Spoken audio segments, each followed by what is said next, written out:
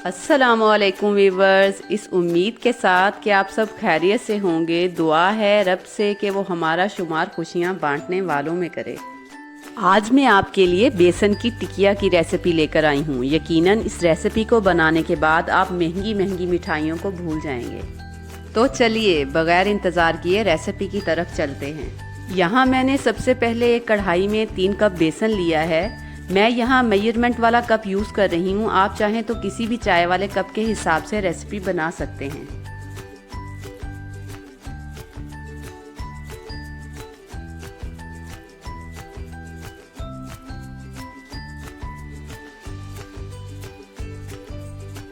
अब इसी कप के हिसाब से मैं इसमें 1 कप सूजी शामिल कर दूंगी।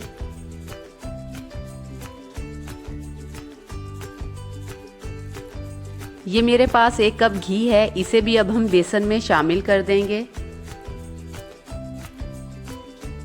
अब इसमें 4 से 5 सब्ज़ इलायची खोलकर शामिल कर देंगे। अब इन सब चीज़ों को अच्छे से मिक्स करते हुए हल्की आंच पर इनकी भुनाई कर लेंगे।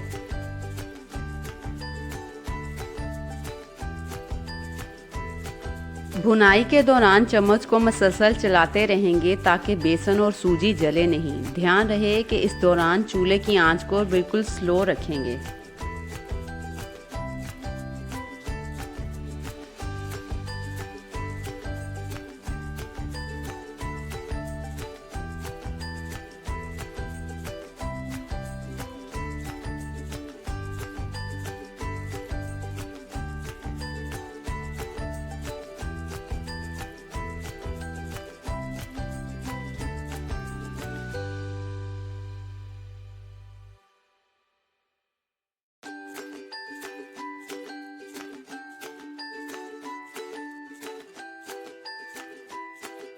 इसे भूनने में तकरीबन 20 से 25 मिनट लग जाते हैं। जैसे ही बेसन और सूजी घी छोड़ने लगे और इसमें अच्छी सी खुशबू आने लगे तो हम इसमें 1.5 कप पिसी हुई चीनी शामिल कर देंगे।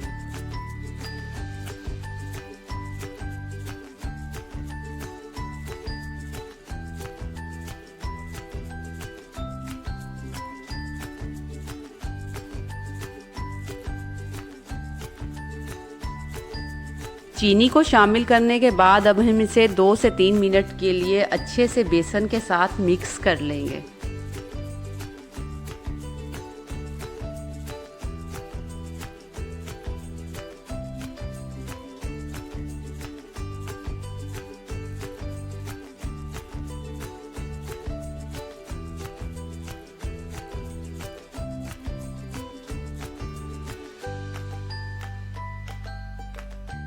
ये मेरे पास हाफ कप दूध है। मैंने इसमें 1/4 टीस्पून ज़र्दा कलर शामिल कर दिया था। अब मैं इस दूध को थोड़ा थोड़ा करके इसमें शामिल कर दूंगी।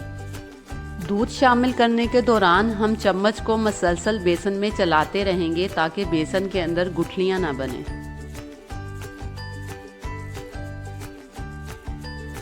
मुझे ये टिक्कियाँ खाने में थोड़ी खस्ता पसंद हैं, इसलिए मैं इसमें हाफ कप दूध शामिल कर रही हूँ। अगर आप टिक्किया को नरम खाना पसंद करते हैं तो यहाँ आप इसमें हाफ कप के बजाय 1 कप दूध का इस्तेमाल कर सकते हैं।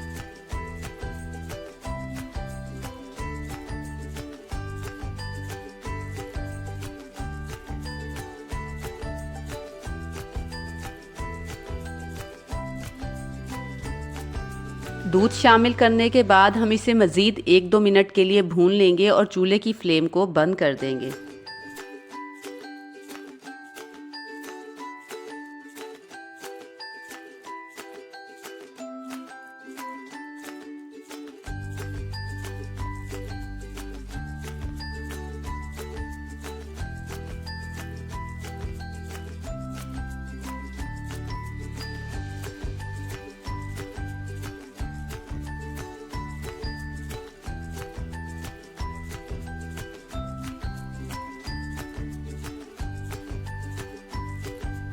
अब हम एक डिश को अच्छे से ऑयल से ग्रीस कर लेंगे और इस बर्फ़ी को इसमें डालकर चम्मच की मदद से अच्छे से प्रेस कर देंगे।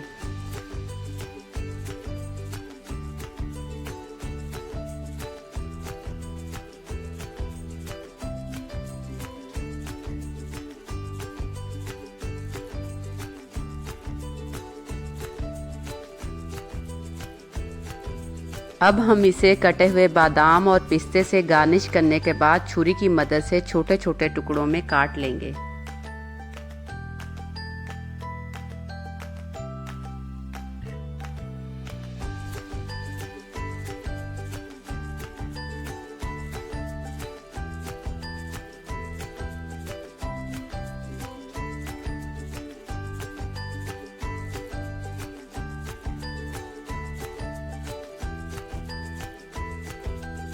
तो लीजिए, हमारी बेसन और सूजी की टिक्कियाँ बनकर तैयार हैं। अगर रेसिपी पसंद आए तो कमेंट में ज़रूर बताइएगा। अगली वीडियो तक के लिए मुझे इजाज़त दीजिए। अल्लाह हाफिज़।